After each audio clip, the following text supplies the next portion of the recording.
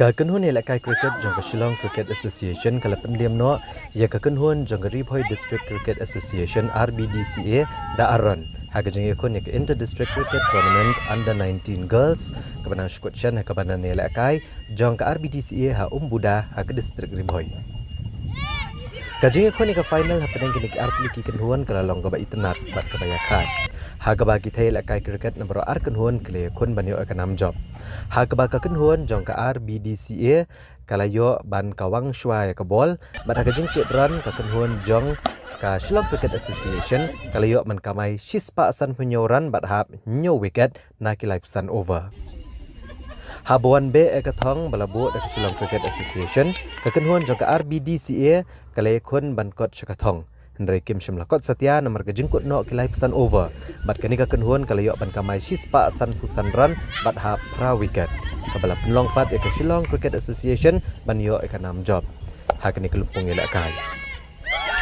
Lawan ban saki ekani ke final bat ban penha perdano ekani kelumpung jong ke Meghalaya Cricket Association bala penlong da ke RBDCA da Presiden jong ke Meghalaya Cricket Association Unaba Bhattacharjee Presiden ke RBDCA uba Regional Karkamni Ubadairu Vice President ke Meghalaya Cricket Association bat kiwe-kiwe.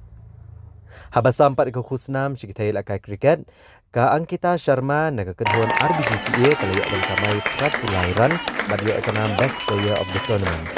Katba kesamla Nilam Roy jong ke Shillong Cricket Association kala kamai Saupauran bat kalayak ekanam Best Player of the Match.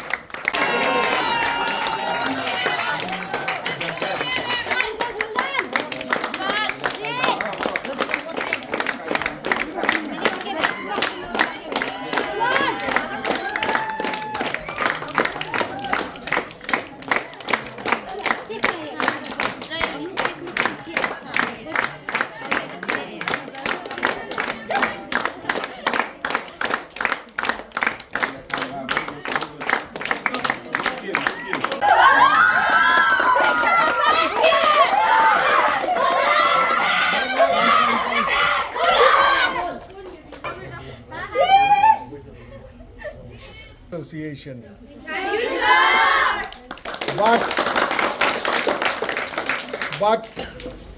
But it does not take away the fighting spirit of RBDCA. Big round of applause.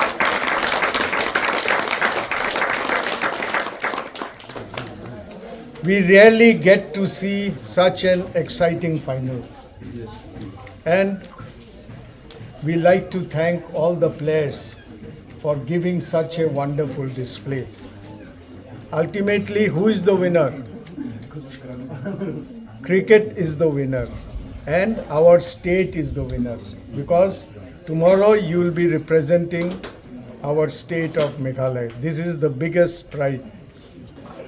We want someone from Meghalaya. We have lot of hopes on our young girls, and they have the talent, and one day we want to see few of you playing in the Indian team.